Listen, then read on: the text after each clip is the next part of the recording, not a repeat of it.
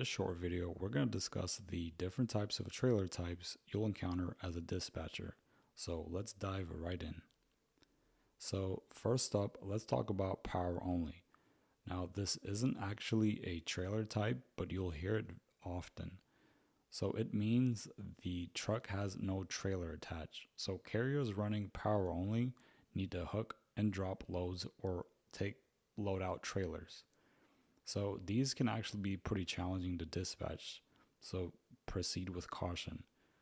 So when I say difficult dispatch, what I mean is if a carrier comes to you and he doesn't have a trailer and the only thing he has is a truck, he'd be considered a power only. So as a dispatcher, you need to search for trailers. These are called loadout trailers that you can book off of the load boards. And what that basically means is a broker needs a trailer moved from point A to point B. And they typically give you 7 days to move that trailer from point A to point B. For those 7 days, the broker allows you to book loads and load that trailer up with loads and basically run for 7 days doing whatever load you want to do on those trailers. But you'll have to return the trailer to the designated location after 7 days. So that's what a loadout trailer is. So it's a tedious process booking a loadout trailer, and then on top of that, booking loads for that trailer.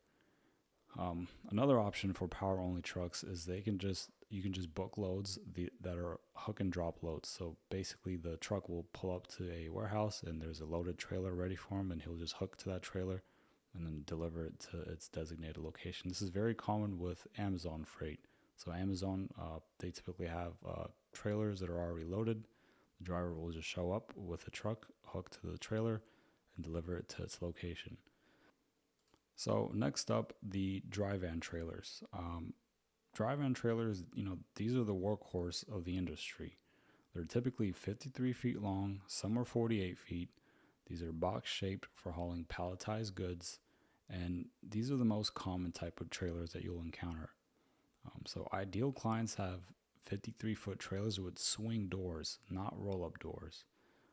So you got to make sure when you're signing up a client, you want to make sure that if they have a dry van, you want to make sure that their dry van has swing doors rather than roll-up doors. And the reason for that is most shippers will deny to load that trailer if it has roll-up doors because it's difficult for them to go into the trailer with a forklift because roll-up doors don't go all the way up, but the trailers that are swing doors, they're very easy to load. So the driver just pulls up to a dock, swings the doors open, backs up into the dock, and gets loaded. So you got to watch out for that. You got to make sure that you're dispatching dry vans that have swing doors because these are going to be much easier to dispatch and you won't have issues as shippers. So next up is reefer trailers. These are the cool kids of the trucking industry. Essentially, what they are is dry vans with built-in refrigeration units. They are usually also 53 feet long, and they're used for temperature-sensitive goods. And they can actually go below negative 10 degrees Fahrenheit. So reefers are not a joke. So they often pay a little bit more than dry vans due to the additional fuel costs and risks involved. So when booking freight for reefers, you always want to double check the temperature requirements on the rate confirmations because the brokers will tell you what temperature the driver needs to set the reefer to before pulling up to the shipper to get loaded. And if you come to the shipper with the wrong temperature, or if the reefer is malfunctioning, it's a high chance of damaged goods, and then that's an insurance claim. So reefers can be a little bit tricky to operate, but booking them is very similar to booking dry vans, so not very difficult to book. So next up is the flatbed trailers, and now these are my personal favorite because they're typically easy to book because they're a specialized trailer. There's not a lot of drivers that have flatbed trailers, and they typically make the most money, but it is a lot of work for the driver to secure freight. So basically, a flatbed trailers Now you have different types of flatbed trailers. You have just the flatbed trailers, and these are typically 48 feet long. Some are 53 feet long. Then you'll have the step decks. The step decks are basically a double drop type of trailer. You'll have a lower deck, and then you'll have an upper deck that's about 10 feet long, and the lower deck is typically 42 feet long or 43 feet long, and the overall length is usually 53 feet long. Then you'll have a Conestoga, which is basically either a flatbed or a step deck with a rolling tarp system. So, flatbeds, they're an open design for hauling construction materials, lumbers, vehicles, and they're often the most profitable due to the higher skill requirement for load securement, and there's just fewer flatbeds on the road. Now, flatbeds require certain accessories like tarps, chains, straps, and pipe stakes, and a bunch of other stuff. Another bonus to flatbed type trailers is that you're able to actually book multiple partials on one trailer. So you can actually book multiple loads on one trailer depending on the length of the loads that you book.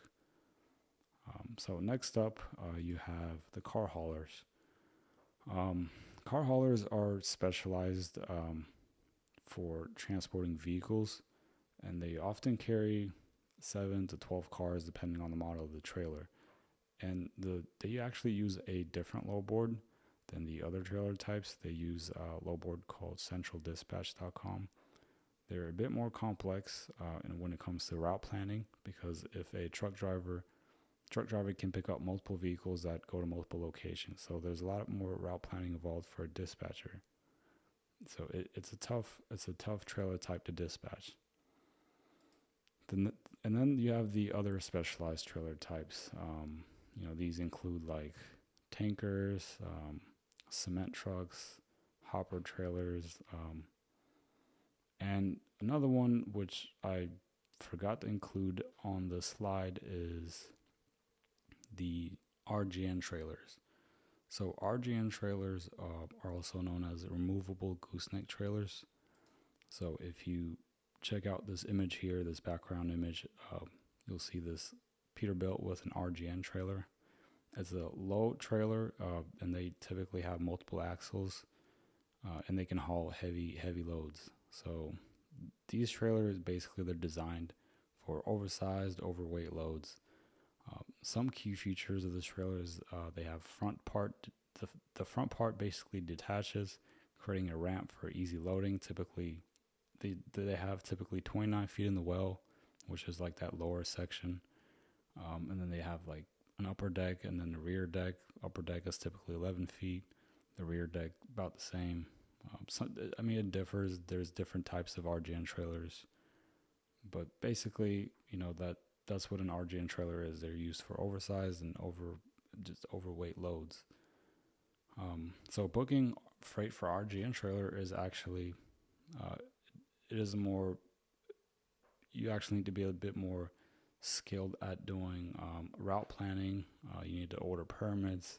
So there's a lot more work from the dispatcher's end when it comes to dispatching the RGN trailers. But they also do pay a bit more.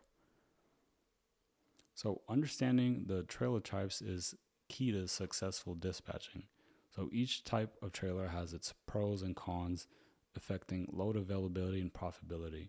So remember, for beginners, focusing on dry vans and reefers is often the best way to start. So if you found this video helpful, please give it a thumbs up and subscribe for more dispatching tips and videos like this.